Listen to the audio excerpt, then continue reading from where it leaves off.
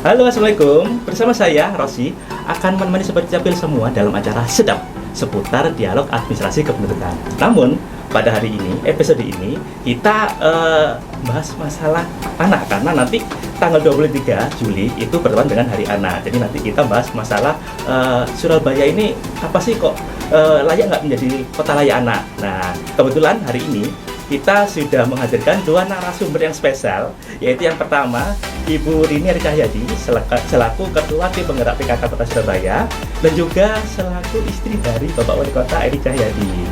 Dan yang kedua, nggak kalah hebatnya, itu ada Pak Tommy selaku Kepala Dinas BP3A, Dinas Pemberdayaan Perempuan, Perlindungan Anak, serta pengenalan penduduk dan keluarga relawan. Panjang ya, panjang. Berat juga ini Pak Tommy ini. Saya ngapalkannya sebulan. Ya.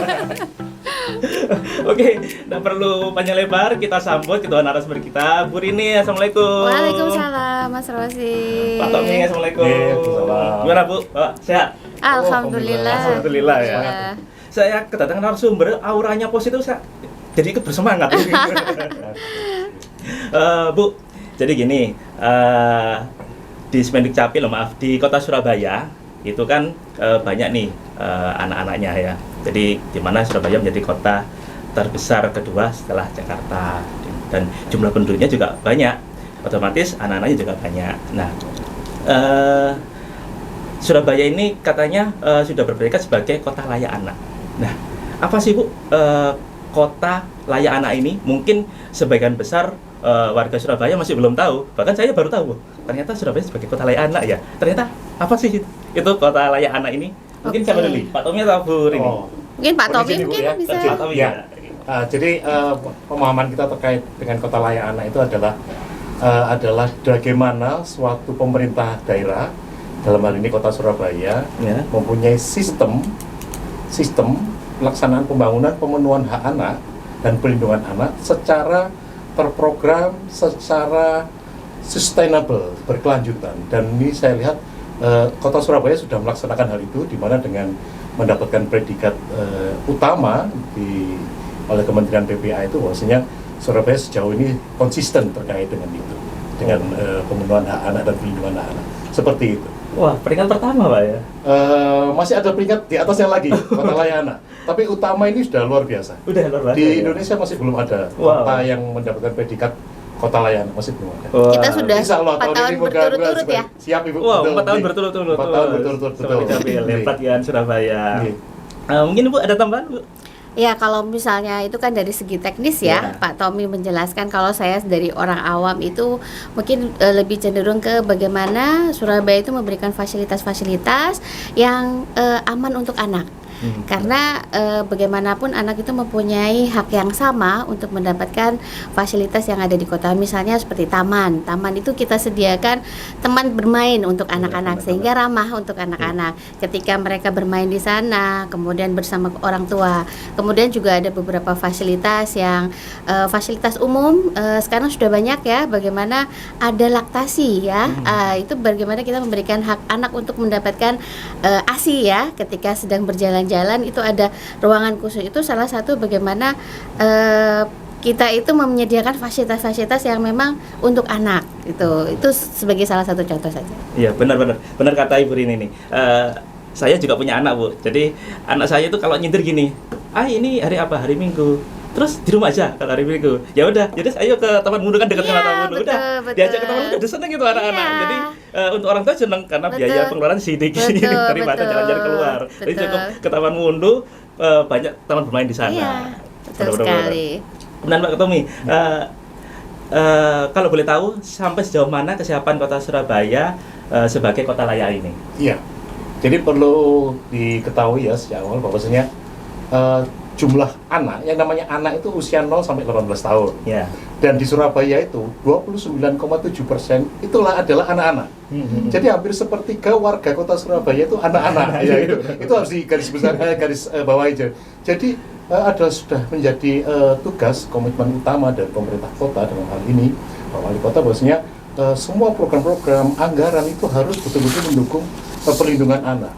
Dan dari seluruh OPD kecamatan yang ada di Kota Surabaya, pada saat perencanaan pembangunannya itu harus mengarah ke namanya RAD, Rencana Aksi Daerah Kota Layak Anak. Itu yang menjadi acuan kita dalam hal ini. Dan kemudian kita sudah membentuk satgas atau gugus tugas melalui SK Wali Kota, di mana nanti setiap OPD itu ada per bidangnya, ada klasternya, ada indikatornya, di mana mereka nanti bisa menciptakan atau merencanakan program-program kerja yang langsung atau tidak langsung itu berhubungan dengan pemenuhan hak-hak anak seperti itu. Jadi kayak mungkin disampaikan Ibu tadi, teman-teman contohnya ya, teman-teman DLH atau DKRTH dulu, Ya, bagaimana membangun taman yang ramah anak seperti itu. Jadi bagaimana anak-anak itu bisa bermain di situ, terfasilitasi semuanya seperti itu. Yang kedua contohnya kayak teman-teman dari Dispendik, seperti gimana kegiatan mereka harus menciptakan sekolah ramah anak yang anti bullying, anti kekerasan dan segala macam. Jadi hampir semua OPD, tidak hanya DP3A PPKB, tidak hanya PKK saja, mohon izin Ibu, tidak hanya PAUD saja, bahwasanya semua OPD terkait dengan pemenuhan hak anak ini. Jadi sudah menjadi semacam sesuatu yang sistemik ya, dan sustainable dan berkelanjutan. Jadi ini pokoknya sudah jalan lah seperti itu. Jadi perencanaan pembangunan, Renja, RAD itu semua sudah memenuhi dan memfasilitasi hak anak di Kota Surabaya seperti itu. Wow, jadi dalam pembentukan Kota Layak ini ternyata nggak hanya dinasnya Pak Tommy aja, ternyata ada kerjasama dengan dinas-dinas lain seperti yang lain. Betul, otomatis itu. Ya. Lalu apa Pak indikatornya supaya Kota Surabaya ini menjadi Kota Layak Anak? Jadi indikator itu yang menentukan adalah Kementerian Pemberdayaan Perempuan dan Perlindungan Anak. Jadi ada 5 klaster dan ada 24 indikator. Klasternya itu hak sipil, kebebasan, terus kemudian klaster lingkungan keluarga dan pengasuhan alternatif, kemudian ada lagi klaster kesehatan dasar dan kesejahteraan, kemudian ada klaster pendidikan, pemanfaatan waktu luang dan kegiatan budaya, serta klaster perlindungan khusus. Jadi di masing-masing klaster itu nanti akan di breakdown ke sekitar 24 indikator. Wow. Kalau saya sebutkan sini banyak sekali ya, nggak hafal saya. Iya. Oh, jadi sangat detail sekali Pak Betul, ya, untuk betul. Kota Layak Anak ini Pak. Sebenarnya kita mekanisme kita, Surabaya kenapa kok 4 tahun berturut-turut mendapatkan predikat sebagai Kota Layak Anak? Karena kita mengadop mekanisme Kota Layak Anak itu di tingkat kota itu menjadi lomba yang namanya KPKS itu. Kampung Pendidikan Kampungnya Arek Surabaya, di mana kita menjadikan 154 kelurahan itu sebagai kelurahan layak anak. Jadi kalau kelurahannya aja semuanya sudah terfasilitasi mendapatkan predikat sebagai kelurahan layak anak, otomatis secara keseluruhan di tingkat kota Kota Surabaya sebagai Kota Layak Anak. Jadi kegiatan-kegiatan Kampung Pendidikan Kampung Arek Surabaya itu kita laksanakan setiap tahun, dan target kita tahun depan 154 kelurahan, 31 kecamatan semuanya bisa mendapatkan predikat sebagai kelurahan dan kecamatan layak anak. Amin, Amin. Ya. Mantap ya. Jadi indikator tersebut mungkin yang pemacu dari dinas lain untuk meningkatkan sebagai kampung layak anak. Betul, mungkin ya. Iya. Itu saya juga ini loh, anak-anak saya selain di taman itu, Betul. mereka suka main juga di BLC. Betul. Jadi di Ya. Kominfo itu ada BLC. Itu Ya. Ayo, Saya rasa semua dinas wajib Betul, ya betul. harus Betul, ramah betul, anak. betul, betul. Ya, jadi ada poin-poin, mungkin poinnya tidak sebesar DP3A, tidak sebesar Dinas Pendidikan atau Dispenduk, tetapi semua wajib untuk ramah anak, termasuk Kominfo ya. Iya, benar Kominfo itu. kan juga harus ramah anak. Iya. Ya. Ya dulu kan harus ke warnet kan. Jadi Ya. sekarang nggak perlu ke warnet, Betul. datang ke BLC. Dan lebih aman juga lebih aman, ya. ada yang mantau. Betul. Kan dibatasi, dia nggak bisa sembarangan. Melakukan literasi ya, pembelajaran anak-anak bagaimana memanfaatkan internet secara bijak gitu. Betul. Memanfaatkan, jadi mungkin mohon izin ada rekan-rekan kita, anak-anak kita yang dari keluarga MBR yang mungkin tidak terfasilitasi wifi atau mungkin secara keluarga mereka tidak mampu untuk mereka bisa datang ke BLC Benar. Learning Center itu untuk memanfaatkan itu sambil belajar, melaksanakan tugas, sambil mereka mungkin belajar bikin konten seperti Iya. warga lokal sekarang ini mungkin bisa Iya. juga bikin podcast ya. Betul. Siapa tahu, sebab beberapa kali pertanyaan itu saya tanya, kau pengen jadi apa? Pengen jadi YouTuber kan? Iya. Nah, anak-anak seperti Sekarang itu harus kita berubah ya. fasilitasi ya. Secara itu. Jadi Iya. Surabaya Smart City-nya bisa masuk. Benar, Siap. masuk ya. Di Kampung Jek juga ada Pak, kebetulan dikelola sama orang tua saya sendiri. Itu di masjid di Gelanggang Remaja. Iya. Di Gelanggang Remaja ada masjid namanya Masjid Gelanggang Remaja. Itu ayah saya menciptakan taman mengaji. Jadi di Wah. situ itu anak-anaknya mengaji situ, ada gurunya dan gratis, Betul. nggak ada biaya. kayak Keren gitu, itu. Ya itu salah satu peran serta dari masyarakat ya. Iya. Jadi nggak cuma dari pemerintah kota, tapi stakeholder dalam Benar. hal ini swasta, LSM, NGO, Iya. organisasi kemasyarakatan itu semua Terlibat. mendorong dan mendukung itu Ibu mohon izin. Betul. Jadi makanya Surabaya bisa menjadi kota layak anak karena memang semuanya bergerak Benar. seperti yang Pak bilang itu gotong royong Benar. kolaborasi untuk mendukung kota Siap. layak anak. Iya. Iya. Ya, jadi kalau OPD sudah mendukung, kemudian seperti masyarakat itu sudah mendukung, seperti membuat taman mengaji, Iya. terus ada peran serta lain nggak yang diperlukan agar Surabaya bisa meraih atau mempertahankan predikat sebagai kota layak anak itu? Ya, jadi yang saya sampaikan tadi, mohon izin Ibu, jadi selain dukungan dan komitmen yang kuat, jadi kita harus bikin komitmen dan harus konsisten dengan komitmen tersebut. Dan saya yakin pemerintah kota sudah melaksanakan hal itu. Tentunya akan ada dukungan dari stakeholder yang lain. Selain swasta, kita juga lagi dalam rangka membentuk asosiasi pengusaha sayang anak, Ibu mohon izin. Iya, jadi BUMN di sini banyak sekali, perusahaan di sini banyak sekali, dan mereka CSR-nya juga banyak sekali. Nah, kenapa nggak kemudian kita jadikan semacam secara kelembagaan itu untuk membentuk itu? Terus kemudian kita bekerja sama dengan universitas, Ibu, mohon izin, itu kita gabungkan mereka dengan istilahnya belajar bersama masyarakat itu. Jadi anak-anak mahasiswa itu kita turunkan ke lapangan bekerjasama dengan pemerintah kota untuk melakukan pembelajaran dengan anak-anak seperti itu. Jadi banyak hal, banyak yang bisa kita lakukan secara kolaboratif. Intinya semua bergerak menginginkan Surabaya itu tetap menjadi sebagai kota ramah dan kota yang layak anak. Jadi seperti itu sih. Ya, mudah-mudahan bisa PKK luar biasa besar, Bu. Iya. naik kelas juga Iya, ya. betul, di situ. Bisa Betul, jadi insya Allah, kegiatan iya. utama ya. Iya. Kemudian Bu Rini, ada yang spesial nggak dari kota Surabaya yang tidak dimiliki oleh kota lain? Oh ada. Iya.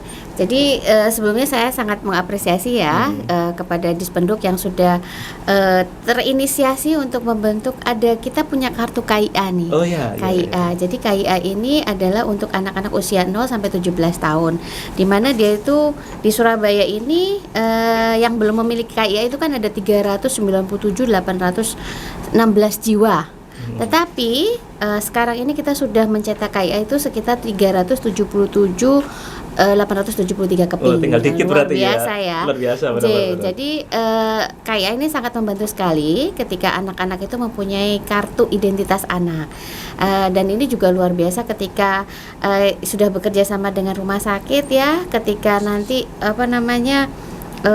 yang baru lahir nih, yang baru lahir itu udah langsung bisa punya akte kelahiran begitu ya, sehingga ini mempermudah bagaimana pemerintah kota terutama Dispenduk itu mempermudah masyarakat itu untuk mempunyai identitas, karena sebenarnya sebesar ini ya, kota sebesar ini kota metropolitan, tetapi ternyata masih banyak loh yang tidak sadar akan administrasi gitu, sehingga ini gerakan-gerakan yang dilakukan oleh Dispenduk adalah bagaimana supaya warga ini sadar akan administrasi, dan termasuk salah satunya anak-anak. Kadang-kadang kita tuh orang tua itu nggak mikir sampai sejauh itu ya, bagaimana administrasi ini sebenarnya penting gitu ketika nanti dia sekolah, nanti ketika dia dewasa mau menikah atau apa, itu administrasi itu akan kepake terus gitu. Mungkin saat dia lahir ya sudah lahir gitu ya, masih kecil bayi mau apa sih gitu ya, tapi tidak dipikirkan ketika nanti dia sudah sekolah SD, SMP, SMA, atau dia sudah menikah dewasa, itu pasti administrasi itu akan menjadi penting gitu. Nah ini di sini luar biasa sinergisitas dengan Dispenduk ini, bagaimana menciptakan warga itu menjadi sadar akan administrasi gitu, dan ini gebrakan yang kepemilikan KIA ini yang luar biasa ya. Iya. Jadi ini anak saya itu punya KIA dari sekolah. Jadi dari sekolah Mereka itu, juga seneng loh, iya, kayak benar itu ya Mas Afik, kan? ya KIA gitu. Aku punya KIA nih gitu. Iya. Betul. Anak saya baru 17 tahun tuh kan barusan ya, kemarin Maret gitu. Dia tuh begitu dapat KTP, aku dapat KTP nih gitu ya. Sama anaknya gitu. Iya, jadi dia tuh bangga, aku udah KTP berarti aku udah gede gitu. Tapi sekarang KIA anak kecil pun dia ngerasain aku tuh udah gede. Artinya dia bisa dilatih untuk disiplin ya. Yeah. Jadi kita harus pintar-pintar ini nih. Kamu kok udah dapat KIA, berarti kamu tuh harus bisa bertanggung jawab loh gitu. Betul, Jadi iya. kita segi edukasinya ada gitu loh. benar-benar. Jadi nggak hanya sekedar kamu KIA gini ya, tapi kita artinya anak-anak itu kan masih usia-usia segitu itu masih naik turunnya banyak ya, sehingga harus terus dibimbing gitu. Ya salah satunya nanti dengan KIA itu KIA ini. ya. Sampai anakku minta ini loh, anak saya minta dibelikan dompet buat KIA. Oh Jadi iya. dibawa kemana-mana. Jadi Bangga saya- ya dia banget ya. Jadi saya pikir kayak ini loh, kayak jamaah haji atau umroh itu Iya. kan katanya taruh ini aja. Jadi kalau dia hilang tinggal nunjukin ini, oh di sana sama. Iya. Jadi oh ya bagus juga ini anak saya bawa kemana-mana. Jadi Betul, kalau dia betul. tersesat bisa nunjukin ke orang ini rumah saya, mungkin bisa diantar ke betul. rumah gitu. Menghindari itu juga ya ketika Benar. namanya anak ya. Iya. Kalau ke mall kita kan sudah sering banyak kejadian ya. Betul. Di mall mamanya udah sibuk milih-milih gitu Iya. ya, papahnya kemana, Iya. mamanya kemana, anaknya kemana gitu, sehingga mungkin hilang itu bukan diculik atau enggak, tapi dia memang tersesat gitu, cari mamanya bingung. Nah itu kan dengan KIA kita bisa tahu ya ini anaknya siapa, rumahnya di mana gitu, sehingga Sekolahnya di mana. lebih mudah ini ya. Jadi orang tua juga lebih aware gitu kepada anak-anaknya. Lalu ada yang spesial lagi nggak Bu dari KIA ini? Spesial ada, jadi KIA ini kartu itu bisa dimanfaatkan untuk KTP. Ini yang keren banget nih, yang beda banget dari yang lain. KTP. KTP ya. Oh, KTP bayar. KTP bayar, betul. KTP bayar. Bayar. Iya, harusnya namanya KTP bayar ya, jangan KTP ya. Atau jangan pay later ya nanti. Waduh. Ketan di sini. Di mana dia tuh jadi memang ini pembelajaran ya, bukan hanya sekedar kita nyetak KIA begitu saja terus mereka punya kartu itu. Tapi banyak bagaimana ini tuh kita latih anak-anak itu untuk lebih mandiri. Karena harus dilatih mulai dari sekarang ya, ketika mereka lebih KTP ini kan untuk pembayaran ya. Ketika nanti dia di kantin sekolah dia bayar uang. Nanti kalau dengan begitu dia kan bisa memanage keuangannya. Dia punya uang 2.000, berarti dia harus beli uang, harus beli jajan sekian gitu. Dengan KTP, artinya dia jadi bisa ketika ini kan dia bisa kontrol nih, KTP ku udah habis nih ya. Kemudian juga melatih dia kejujuran untuk membayar dan lain-lain. Sehingga KTP ini bukan hanya untuk memberikan fasilitas kepada anak-anak, memberi kemudahan untuk anak, tapi juga ada unsur pembelajaran di sana. Bagaimana anak-anak ini dilatih untuk memanage pengeluaran dia. Karena menurut saya Bu, kalau kadang-kadang ada orang tua yang terlalu, karena mungkin merasa dia tidak bisa memberikan perhatian lebih ya, bapak ibunya mungkin bekerja, sehingga kadang-kadang takut anaknya kekurangan, duitnya itu dikasih mungkin agak banyak begitu ya. Kalau saya terus terang, saya ini pelit sama anak saya. Oh, iya. Baru Jadi tahu. iya. Jadi itu kadang-kadang bapaknya lebih nggak pelit gitu. Jadi kadang-kadang lebih ke bapaknya gitu. Kalau ibu itu kan memanage ya. Selain memanage kan kita ngajarin bagaimana anak itu tidak terlalu boros dengan penggunaan uang gitu. Sehingga hal-hal itu harus kita jaga karena ini kan efeknya panjang gitu. Nah ini salah satunya ketika KTP ini kan dia lebih terkontrol, kemudian dari segi edukasinya banyak sekali bermanfaat buat anak-anak gitu. Jadi ternyata KIA itu bisa buat untuk transaksi pembayaran Bisa. Dan orang tua begitu transaksi cetit mungkin dia orang tua dapat ini laporannya. Betul. Ya, itu salah ini satu jajan pentol ya, ini. kelebihannya adalah ketika orang tua masih tetap bisa Iya. mengontrol. Yaitu karena kan ada orang tua yang mungkin karena beliau dua-duanya bekerja sehingga takut anaknya kekurangan gitu, daripada nanti telepon, "Ma, aku minta ini," gitu ya, dikasih uang sekian. Bener, Tapi kita kan harus tahu bagaimana pengeluaran uang ini efektif apa tidak dengan usia dia. Kadang-kadang kalau untuk SD kan paling jajannya jajan, kita bisa lihat lah ya dia jajan apa. Mungkin kalau sudah levelnya SMP dia jajannya apa. SMA lebih lagi gitu ya. Kan beda gitu, sehingga kita bisa atur. Nah, ketika ada KTP ini orang tua bisa melihat kan, bisa mengontrol nih. Anak SD jajannya kok bisa ya sehari 50.000, masuk akal nggak ya? Sehingga kita bisa lihat dia belanja apa aja itu kita bisa lihat dari situ. Yang wajar apa tidak. Kita kan khawatir ya ketika dia dibelanjakan sesuatu yang tidak semestinya begitu, karena kan dia mempunyai uang lebih. Kecuali kalau misalnya dia belanja yang keperluan buku atau apa itu beda cerita gitu ya. Itu kan kita mengantisipasi itu. Jadi unsur pembelajaran di sini cukup bagus ya. Jadi ada dua, karena kita nggak bisa hanya anak saja, tapi harus bersinergi dengan orang tua. Sehingga ini sangat membantu sekali ketika orang tua ini bisa mengontrol uang jajannya anak-anak itu sampai sejauh mana. Sehingga dia juga bisa ngontrol, oh berarti anakku ini sehari itu cukupnya sekian gitu loh, maksimal sekian. Jadi dia juga bisa mengontrol, tidak usah berlebihan untuk memberikan anak, karena pembelajaran anak itu kan tidak bisa langsung drastis, tapi harus dari kecil sudah dibiasakan untuk hemat, untuk menabung dan lain-lain gitu. Mungkin selain itu juga bisa untuk kesehatan juga, Bu. Jadi, ini kok pulang-pulang mukanya abu, atau pulang mukanya mulus, ini kenapa ini? Oh, alergi nih habis makan ini. Iya, karena udah ketahuan nih ya. Terus dia jajannya apa nih ya? Tiap hari makan pentol ya. Bagus ya, Bu. Bagus. Nanti kayak saya jadinya agak membengkak sama gitu ini, Bu, ya. yang sempat viral itu anak belanja buat game online loh, Bu, 800.000 gitu kan. Dengan adanya itu ini kan bisa kelihatan kontrol, ya. Sekarang logikanya anak belanja 800.000 tuh belanja apa gitu ya. Jadi kan kita bisa kontrol. Kalau tidak ada ini kan kita nggak bisa kontrol nih. Anak namanya anak kan idenya banyak. Iya. Cerdas loh sekarang, kemauannya banyak.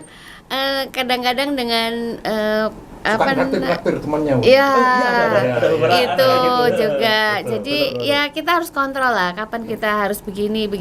Anak itu kan nggak bisa dilepas Iya, ya, harus benar-benar. didampingi terus gitu. Iya. Jadi ini wah keren banget, Keren, ini ya. bisa sangat membantu orang tua dalam mengawasi anak-anaknya. Jadi ternyata KIA ini nyambungnya kemana-mana ya. Iya, Jadi betul. keuangan bisa jadi Betul. pembahasan kita ternyata nyambung ke kesehatan juga. Iya. Jadi mereka itu kayak apa ya? Kayak secara nggak langsung kayak ini kayak ikut menjaga si anak ini, tumbuh kembangnya si anak ini. Betul. Secara tidak langsung kan bisa mengawasi ya. Betul. Kemudian Pak Tommy, ada hal lain nggak inovasi yang dilakukan sampai kok bisa terbentuknya KTPA ini? Kok Iya. bisa KIA ini kok bisa buat bayar gitu? Iya. Jadi penerbitan KIA ini adalah bagian dari hak-hak sipil anak sebagai warga negara yang harus dicukupi ya, difasilitasi oleh pemerintah. Jadi dan kemudian teman-teman di Spenduk ini luar biasa. Salah satu inovasinya adalah dengan KTP ini menjadi atensi besar loh ini kemarin dari Monijen itu. Kemarin tim verifikasi dari Kementerian PPA itu sangat mengapresiasi adanya KTP seperti ini, karena selain pemenuhan hak-hak sipil anak sebagai warga negara, juga dalam rangka literasi finansial. Iya. Jadi pembelajaran finansial, jadi anak-anak itu diajari, dilatih bagaimana dia bisa mengelola minimal uang jajan atau uang apa yang mereka peroleh dari orang tuanya. Di samping juga orang tua juga bisa mengontrol. Jadi KTP ini luar biasa. Kemudian setelah ternyata manfaatnya tuh ternyata bisa kemudian dikembangkan ya. Kemudian anak-anak ini kan suka juga naik bis, apa tuh namanya bis Oh, Tayo iya. atau apa itu. Ternyata salah satu usulan mereka itu pada saat kita ngobrol dengan anak FAS, Forum Arek Surabaya itu, salah satunya kepingin agar KTP ini bisa dipakai juga ketika mereka naik Kayaknya bus udah itu. bisa ya, Iya, dalam proses itu. nanti biar KTP Iya. itu bisa dibuat untuk naik bis Surabaya Betul, Ibu. ya. Iya betul Ibu, karena Oke. anak-anak juga ingin naik tanpa harus bawa aqua galon. Iya. Enggak sih, bahwa itu kan tiketnya sudah cukup gitu kan, Iya. seperti itu. Jadi ini adalah satu pemenuhan hak sipil anak yang sudah sangat difasilitasi oleh pemerintah kota. Jadi luar biasa banget ini KTP. Mudah-mudahan ini menjadi awal yang bagus ya. Iya. Dengan adanya KTP ini, kan ini pertama kali nih ya. Betul, Ya, betul. jadi sehingga kita bisa naik kelas nih dari Ya, yang utama betul. menjadi kota layak anak ya. Karena kita udah 4 tahun berturut-turut di utama ya. Utama, Iya. Jadi kemarin waktu penilaian termasuk itu salah satunya mungkin menjadi dongkrakan Iya, ya betul. bahwa mudah-mudahan Yang dibutuhkan adalah inovasi. Dan insya Allah nanti pada saat pelaksanaan peringatan Hari Anak Nasional ada launching kalau nggak salah itu. Iya. Terkait pembayaran melalui KTP di Bus Surabaya. Wow. Jadi sekali lagi benar yang dikatakan tadi Pak Tommy bahwa kota layak ini nggak bisa diraih sendiri, bukan karena pemerintah kotanya saja yang bergerak, tetapi seluruh dinas yang terkait, semua dinas itu harus ramah anak. Kemudian kita juga dengan LSM tentang anak, karena ternyata banyak sekali instrumen-instrumen, banyak sekali SMA yang sangat aware kepada anak ya. Ketika anak itu ada permasalahan, itu secara tuntas mereka selesaikan. Dari yang ketika bermasalah sampai anak ini benar-benar secara psikologis sehat. Secara psikologis sudah bisa melupakan apa yang sudah terjadi. Itu didampingi terus sama LSM sampai dia benar-benar sembuh. Terus terang pemerintah ada keterbatasan untuk hal itu.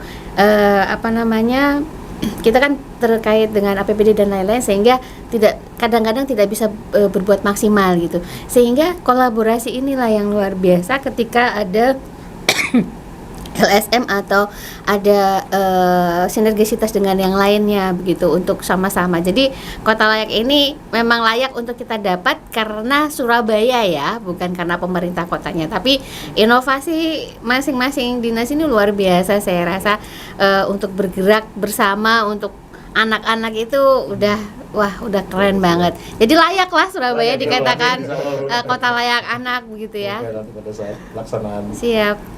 Awardingnya nanti bisa. Amin.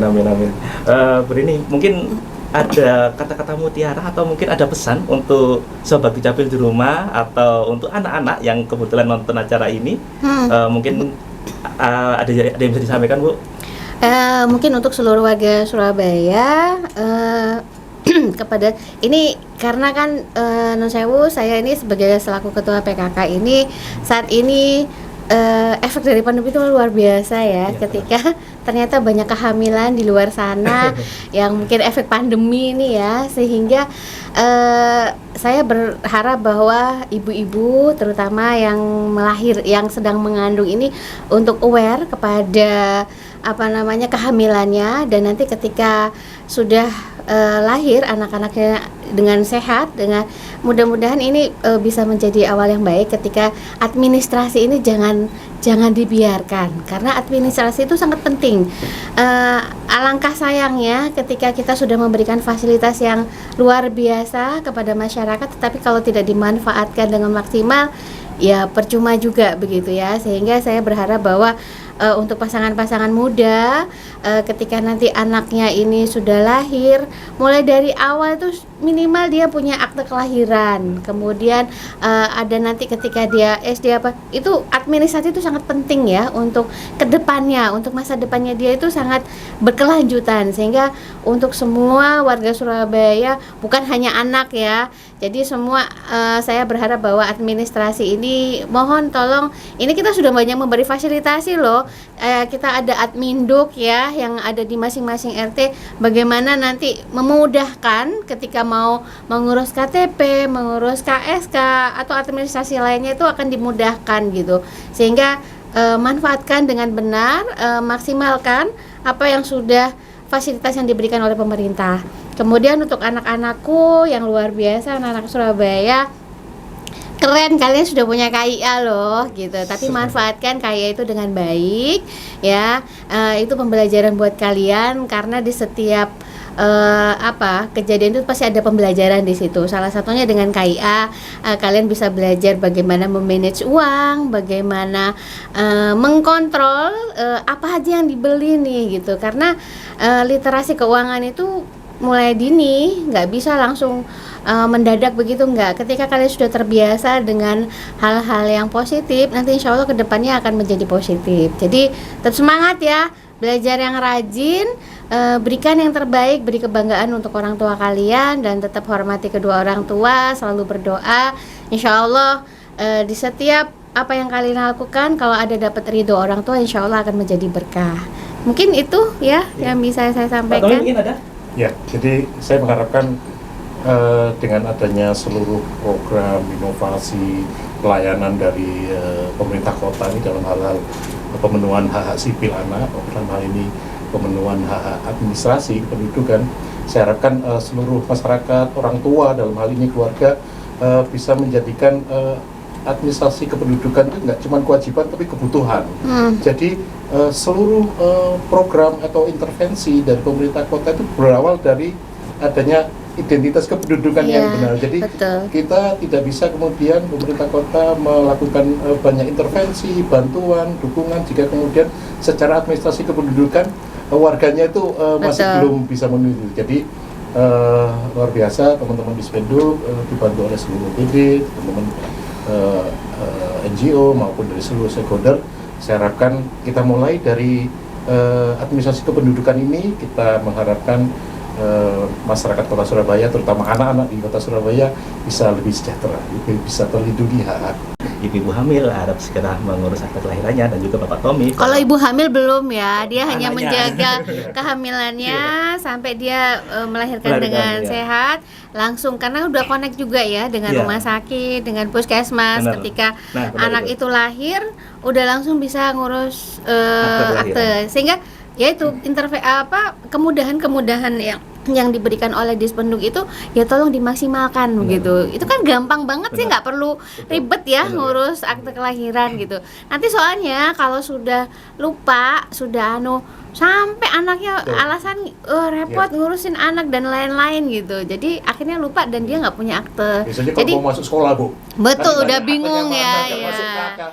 Jadi Aduh, repot. jadi udah dari awal itu untuk yang paling minim ya, ketika sudah lahir itu kan yang paling Benar. jadi procot keluar gitu, udah langsung dia punya Akte. administrasi gitu ya, Iya. akte. Ya, jadi nanti kalau Sobat Dukcapil kesusahan masalah pengurusan akte kelahiran, Dispenduk Dukcapil Kota Surabaya itu sudah bekerja sama dengan Puskesmas, bidan, dan rumah sakit untuk pengurusan akte kelahiran di sana. Jika tetap kebingungan, bisa datang ke kelurahan. Jika tetap kebingungan, bisa datang ke kecamatan, karena Dispenduk Dukcapil sudah menempatkan satu staf khusus dari Dispenduk Dukcapil untuk melayani warga di kecamatan. Secara online juga ada kan ya? Secara online juga ada. Oke. Jadi kalau Sobat Dukcapil secara online nggak bisa telepon ke call center kita di Ya.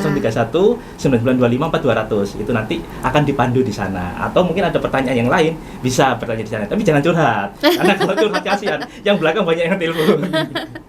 Ya. Oke, cukup menarik untuk pembahasan pada hari ini. Jadi kita bisa mengetahui apa sih kota layak anak itu dan apa sih manfaat dari KTP.